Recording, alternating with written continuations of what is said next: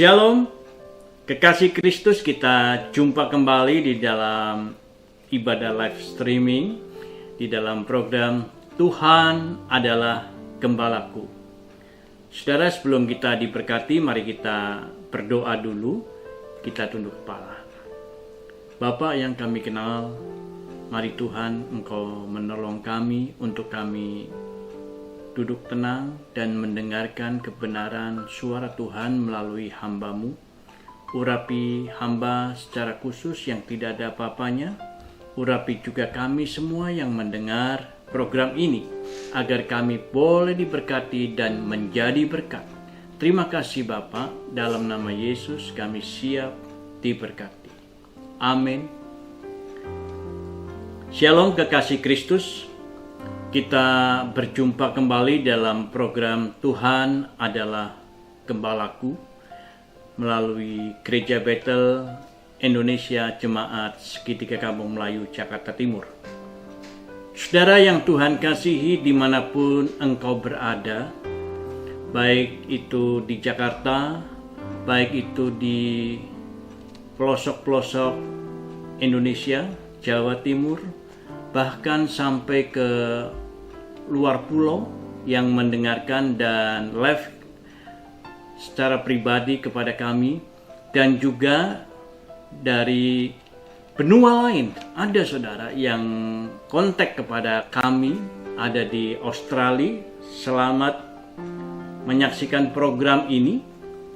Malam hari ini atau siang hari ini atau saat ini, saya akan menyampaikan kebenaran firman Tuhan dengan tema yaitu karakteristik orang yang dekat dengan Allah.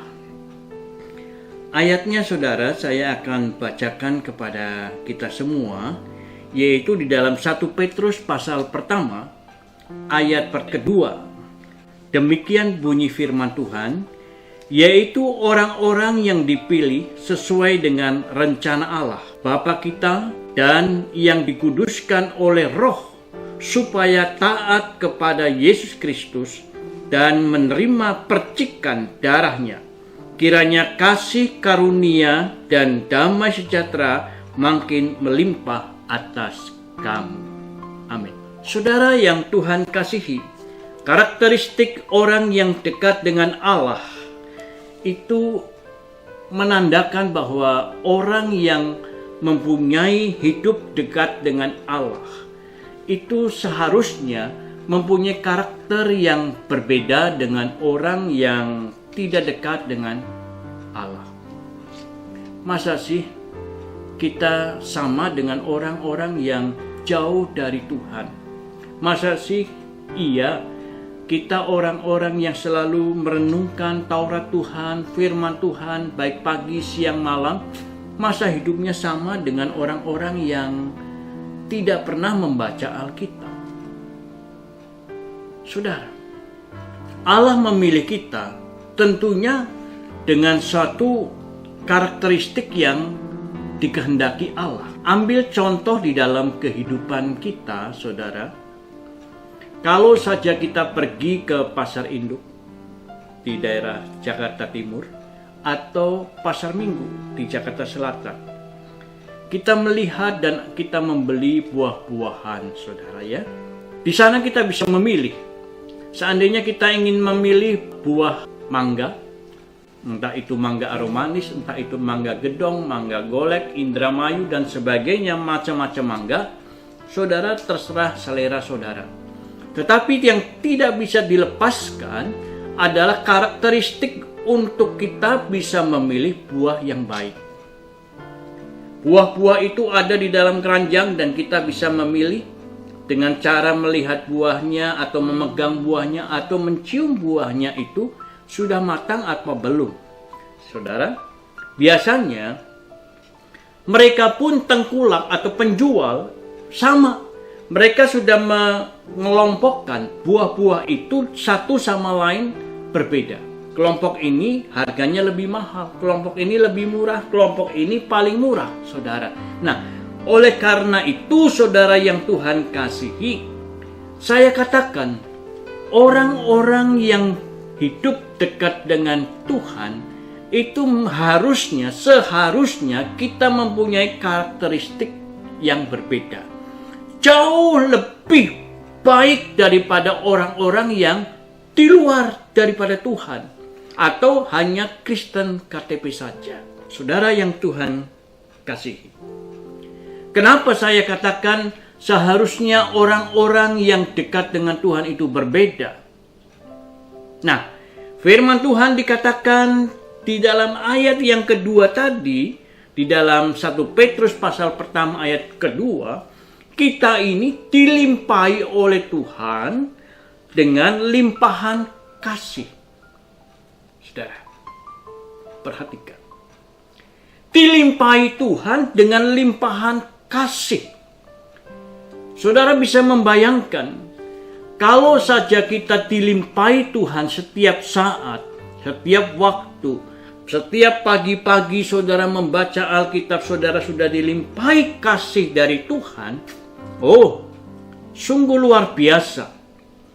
Hidup kita tidak akan sama dengan orang-orang di luar sana yang tidak pernah merenungkan Taurat Tuhan, yaitu firman Tuhan yang penuh dengan kasih yang luar biasa. Saudara, kita pasti mengamini kalau saja kita dilimpahi dengan kasih, seyogianya hidup kita pun harus penuh dengan kasih. Tidak mungkin orang yang setiap waktu dilimpahi kasih oleh Tuhan, masa sih hidupnya penuh dengan kejahatan, masa sih hidupnya penuh dengan kesombongan? Itu harus berbeda. Orang yang penuh dengan kesombongan tentunya adalah orang yang tidak pernah dilimpahi kasih Allah, yang hidupnya jauh daripada Tuhan.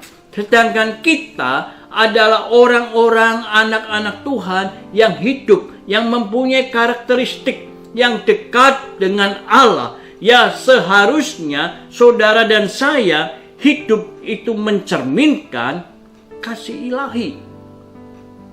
Saudara, berbeda dengan orang yang jauh daripada Tuhan, yang tidak pernah dekat dengan Tuhan. Ambil contoh, saudara. Kalau seandainya kita seorang pemimpin atau seorang bos yang mempunyai petinggi-petinggi yang luar biasa dan mempunyai kekuasaan di dalam perusahaan atau di dalam organisasi sesuatu, kita mempunyai wewenang untuk menghentikan karyawan atau kawan sekerja di dalam perusahaan itu, saudara. Kalau saja kita mempunyai kedekatan dengan Tuhan, kita tentu akan berpikir, karyawan ini saya mau keluarkan dengan kesalahan apa ya? Apakah dia mempunyai kesalahan yang fatal di dalam perusahaan ini? Apa dia membongkar rahasia perusahaan? Apakah dia mengambil uang perusahaan?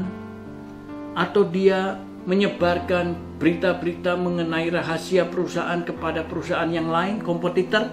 Nah, seorang pemimpin yang dekat dengan Tuhan, dia akan berpikir, baik, kalau memang kesalahannya cukup berat, saya akan keluarkan dia.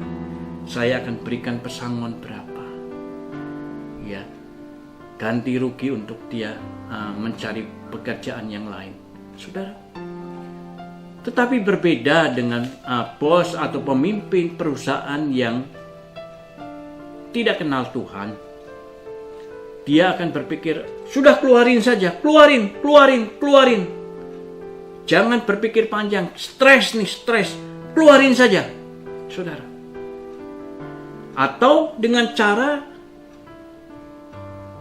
kita diamkan sehingga orang bekerja pada kita, orang itu tidak happy, tidak bahagia, tidak senang, atau diadu domba satu sama karyawannya satu dengan karyawan yang lain, sehingga seolah-olah karyawan ini adalah troublemaker, padahal tujuannya adalah untuk menendang karyawan itu, seolah-olah dia bersalah. Saudara, ini karyawan diperbuat seperti demikian. Kenapa? Karena pimpinan atau petinggi perusahaan itu dia tidak mengenal kasih Allah. Kasih Allah.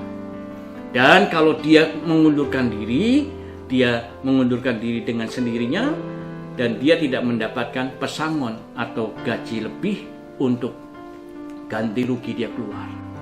Saudara, betapakah banyak anak-anak Tuhan yang seperti demikian.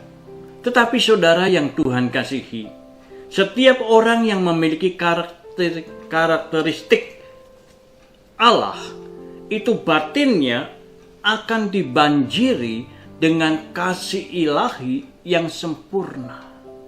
Dan tidak mungkin siapapun kita, kalau kita seandainya sebagai orang yang mempunyai wewenang, ataupun orang yang mempunyai kuasa, atau orang yang mempunyai wibawa di dalam segala perusahaan, ataupun segala pekerjaan, ataupun segala macam-macam yang orang ada di dalam kehidupannya, akan berbuat yang sewenang-wenang, yaitu kesombonganlah dia tingkatkan dan seolah-olah dia punya wibawa dan itu yang dianggap benar, saudara. Tetapi berbeda dengan orang yang mempunyai karakteristik yang hidup dekat dengan Allah. Dia akan dipenuhi dengan kasih ilahi, dan kasih ilahi itu akan mengaliri hidupnya dan akan mengaliri juga kepada banyak orang yang bernaung kepadanya. Saudara yang Tuhan kasihi, kalau saja kita berbicara mengenai kasih, kasih itu sebetulnya kita ini sulit untuk bisa dimengerti, saudara. Karena kasih itu sebetulnya kita manusia ini nggak layak mendapatkan kasih yang dari ilahi.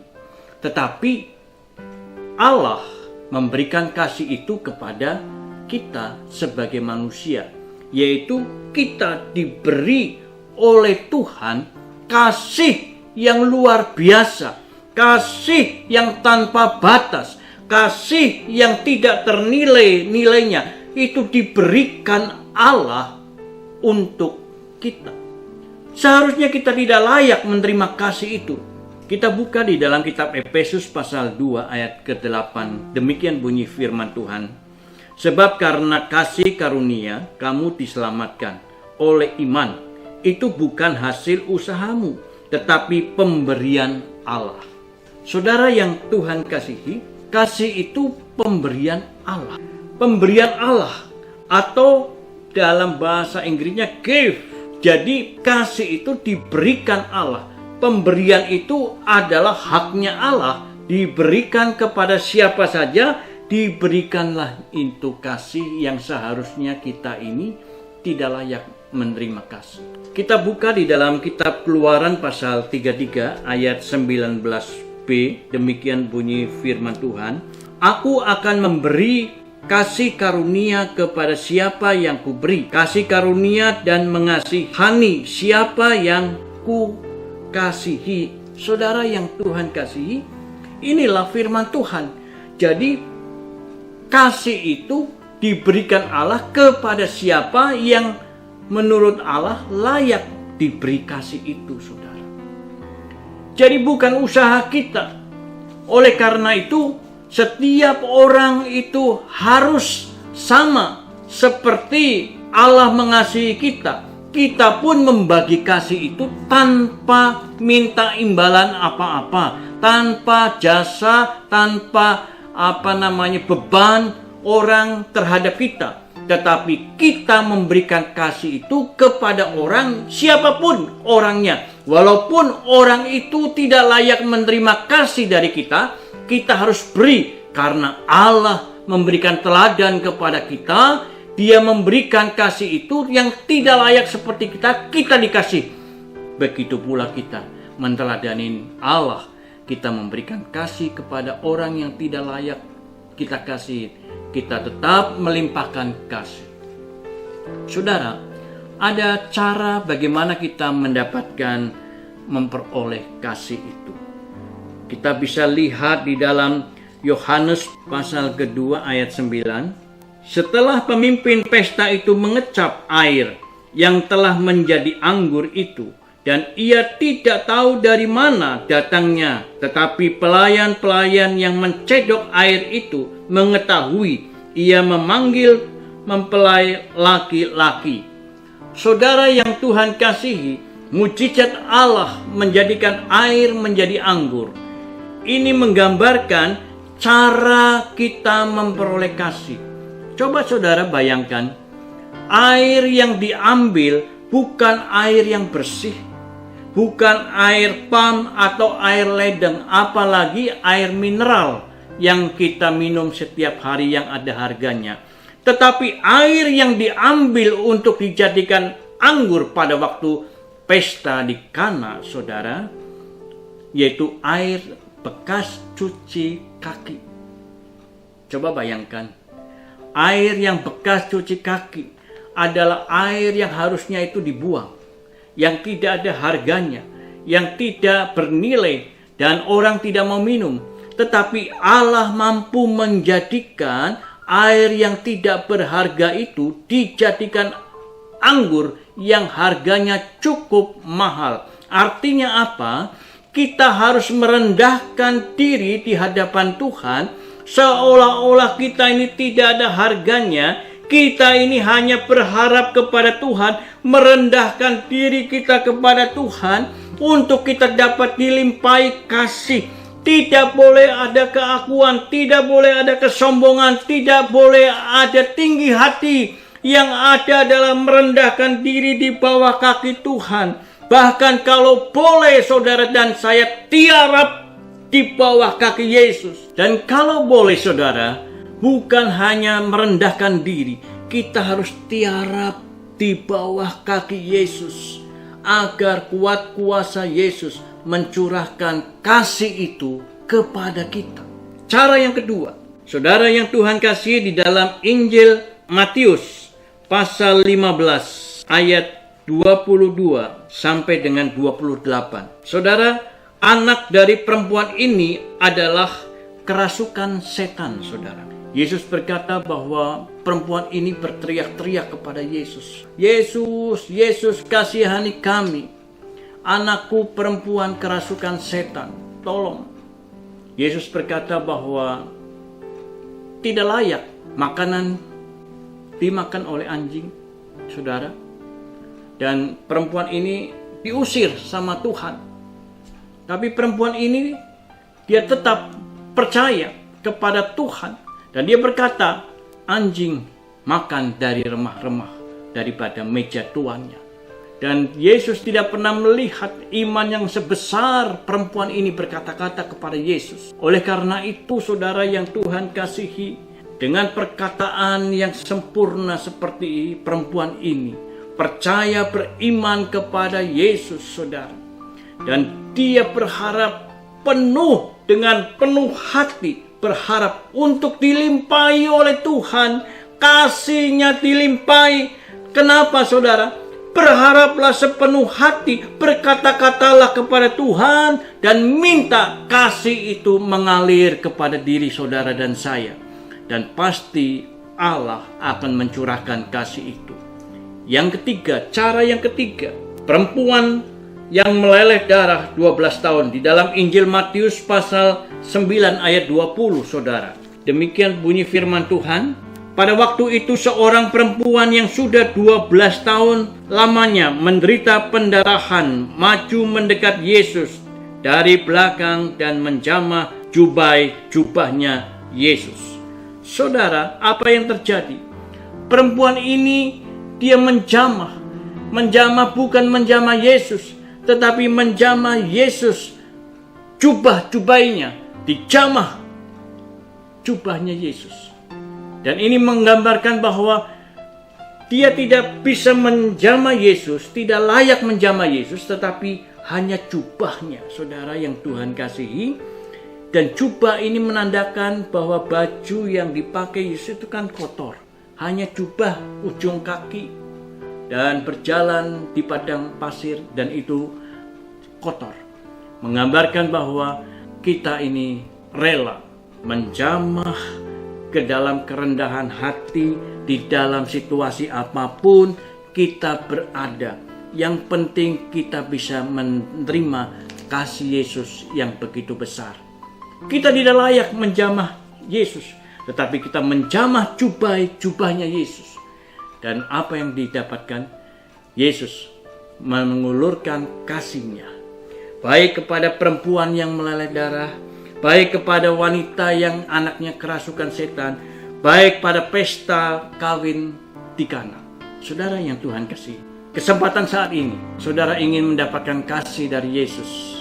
Mari, dengan cara yang betul kita datang berharap kepada Tuhan, agar kita dilimpahi oleh Tuhan kasih yang sempurna, agar kita boleh menjadi berkat kepada orang lain mengenai kasih yang sama Yesus kepada kita, kita kepada sesama manusia. Hari ini kiranya firman Tuhan memberkati kita. Amin buat firman Tuhan. Mari kita tunduk kepala. Bapa yang baik, Bapa yang sudah kami kenal di dalam kasih-Nya yang luar biasa. Malam hari ini mari Engkau alirkan kasih-Mu itu yang tanpa batas kepada kami, agar kami boleh menjadi berkat untuk orang lain, dan orang lain diberkati melalui kasih itu. Terima kasih Tuhan. Meteraikan benih firman-Mu agar setiap orang yang mendengar boleh diberkati. Amin buat firman Tuhan. Tuhan Yesus memberkati kita semua. Amin. Amin.